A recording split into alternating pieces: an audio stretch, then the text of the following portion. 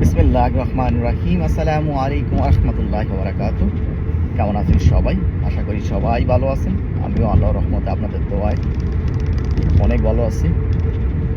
So ভিডিওটা আসলে করার একটাই উদ্দেশ্য, আমরা সবাই জানি যে আমাদের বাংলাদেশ আবারও নতুনভাবে স্বাধীন হয়েছে 2024 সালে ছাত্র আন্দোলনের কারণে।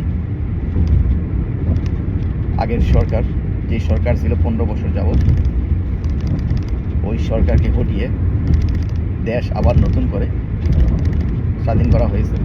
এখন যেটা দরকার দেশ বিনির্মাণে, অর্থাৎ দেশের